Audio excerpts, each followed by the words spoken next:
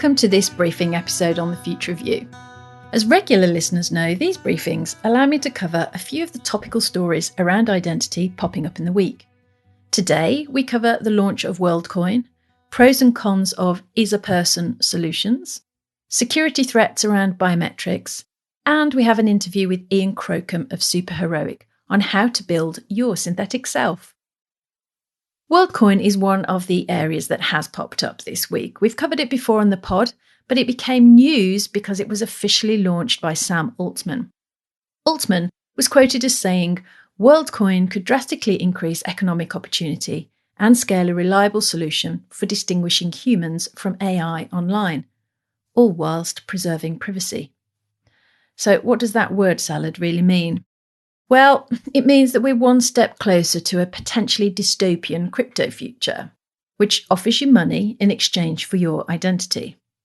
It all ties into the so-called utopian concept of universal basic income, where, as you know, citizens are paid a set amount of money, like a salary direct from the government really, regardless of their means. Socialism writ large in a society led by productive machines, effectively. For years, Altman has been testing this out on the citizens of Africa, and now he claims to have 2 million people added to the Worldcoin crypto database, mostly across Africa, India and South Africa. But one wonders how many people did so under conditions of informed consent. Did they really understand what they were consenting to? Do they really understand what happens to their identity data now? I'm not sure anyone on the planet would understand this, to be honest. Nevertheless, Worldcoin has plans to roll out 1,500 of their futuristic orbs that scan the iris of each person in return for a unique number that entitles the victim to 25 Worldcoins. This is one of the reasons I wrote The Future of You. I could see digitisation of identity coming, and that proof of personhood would be an important element to underpinning access to, well, everything done digitally, including public services. Vitalik Buterin wrote a long piece turning over the pros and cons of various approaches to proof of personhood, and in it he critiqued Worldcoin as a potential solution. He spends a long time in the article talking about what proof of personhood is.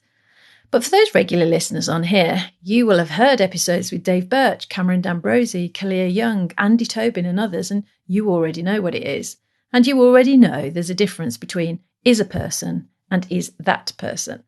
He makes the distinction between social graph-based systems and biometric systems, Worldcoin, of course, being the latter, and then captures the issue in a nutshell.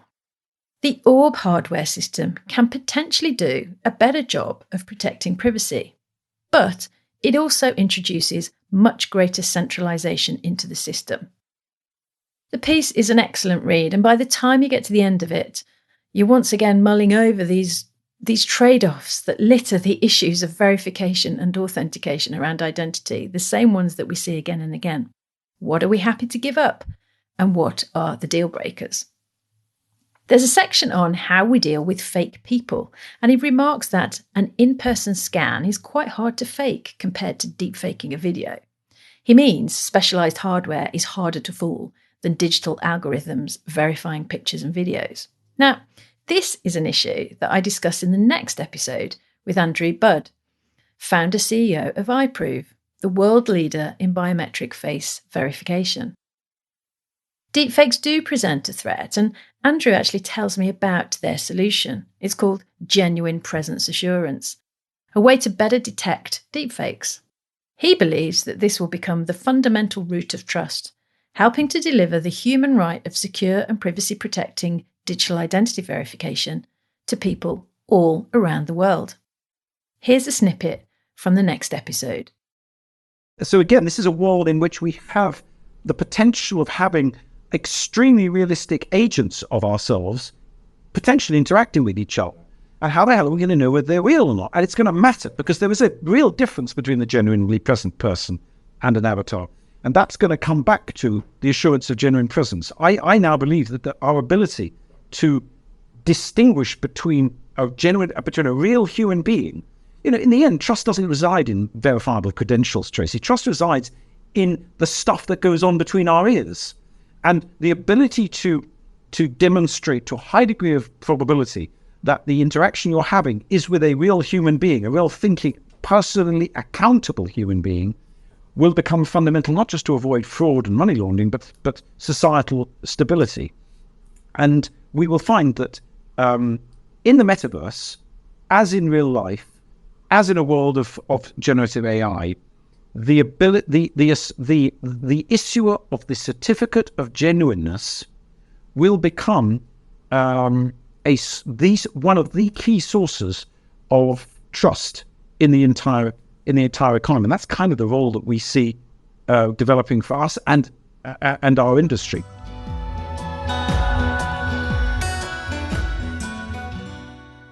Speaking of avatars and agents, I wrote a piece in Forbes this week about how I, along with the team at Superheroic, built TF14, the first of my AI entourage, now trusted to leave the house and carry out some tasks on my behalf.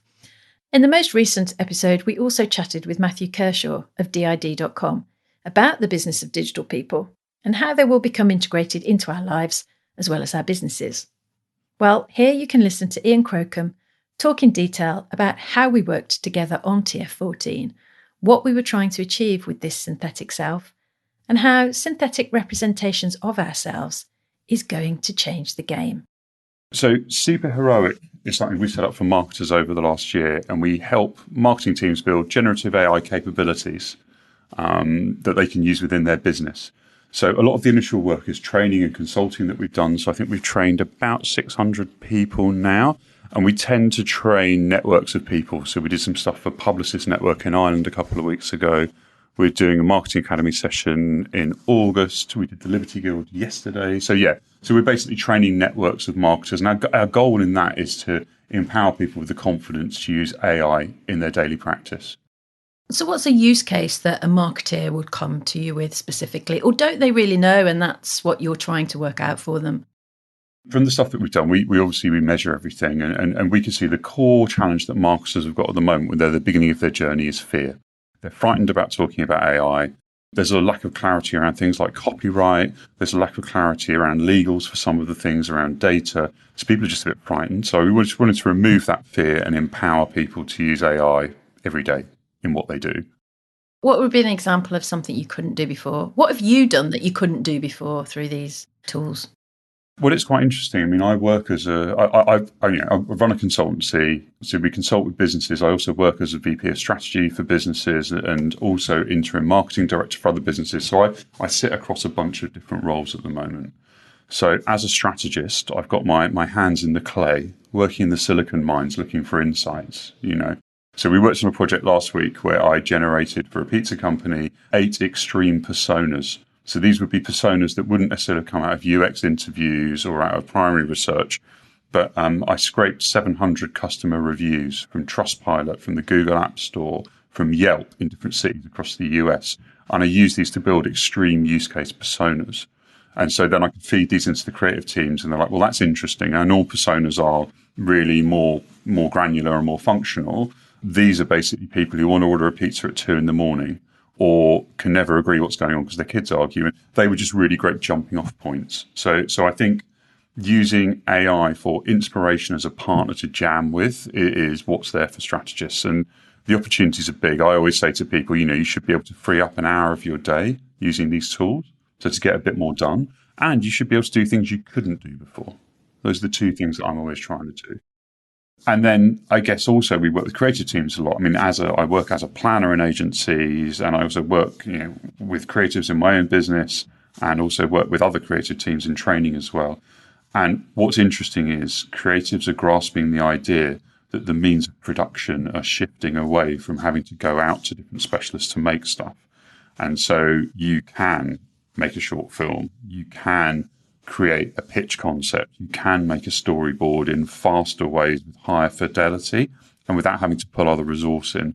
So I think you're kind of, our proposition is super heroic, but I do think that you're giving people these kind of superhuman powers, basically.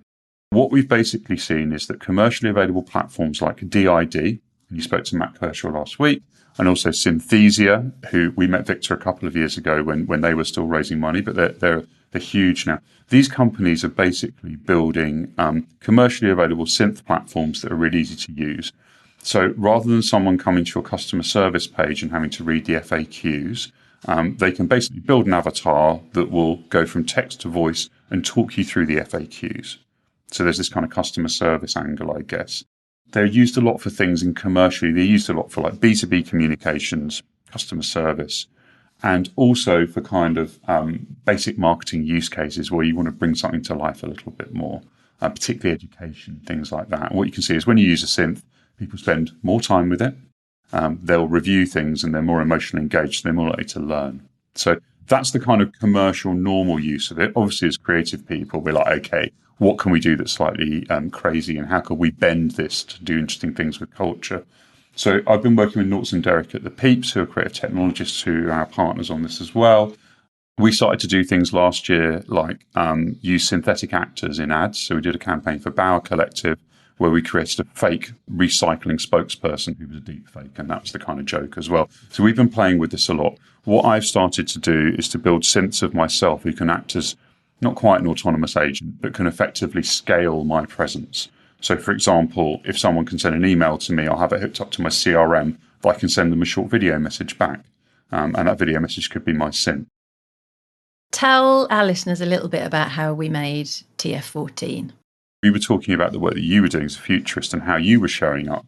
And we came back with the idea of how could we create a bespoke branded synth that could project your knowledge in new places and in different ways, and also explore this future of identity. And what were the tools that we used? I think you said it was Midjourney, and we used 11 Labs, didn't we? And of course, DID.com as the platform.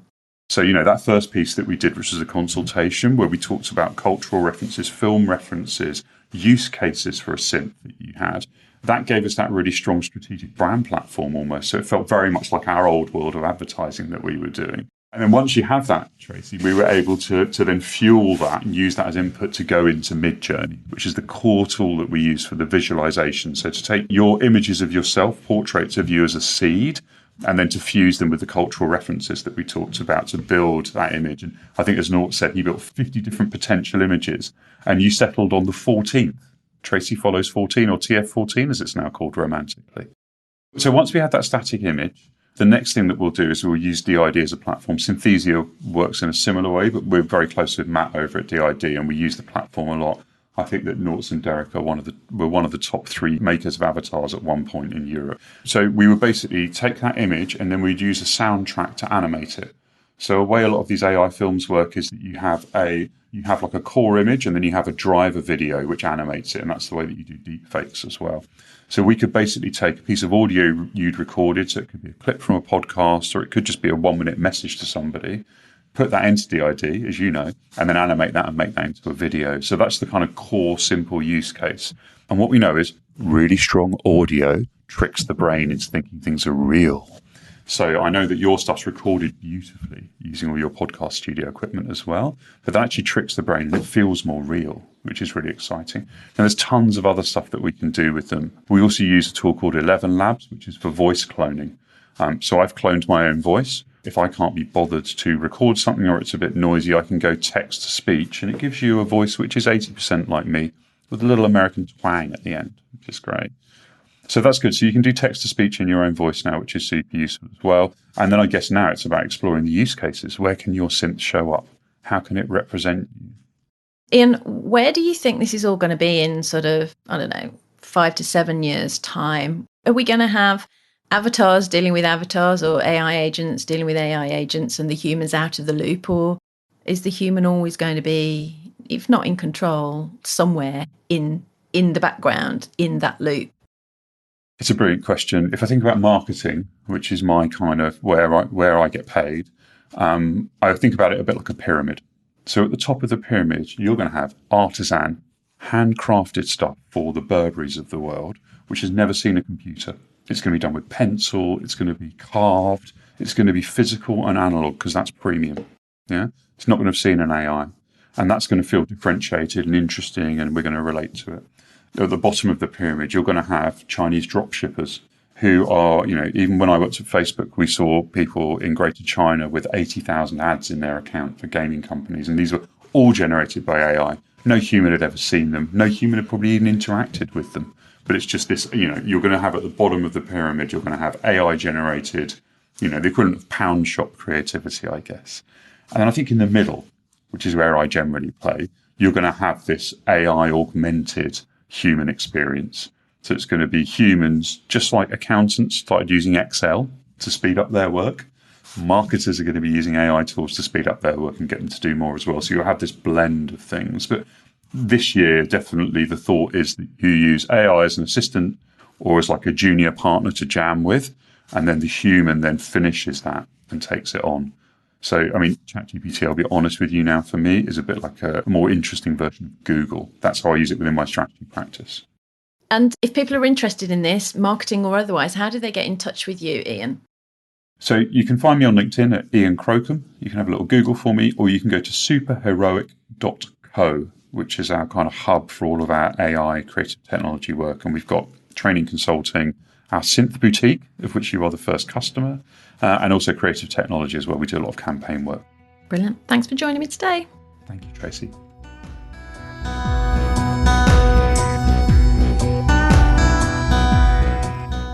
Thank you for listening to The Future of You, hosted by me, Tracy Follows. Check out the show notes for more info about the topics covered in this episode. Do like and subscribe wherever you listen to podcasts, and if you know someone you think will enjoy this episode, please do share it with them. Visit thefutureofyou.co.uk for more on the future of identity in a digital world, and futuremade.consulting for the future of everything else. The Future of You podcast is produced by Big Tent Media.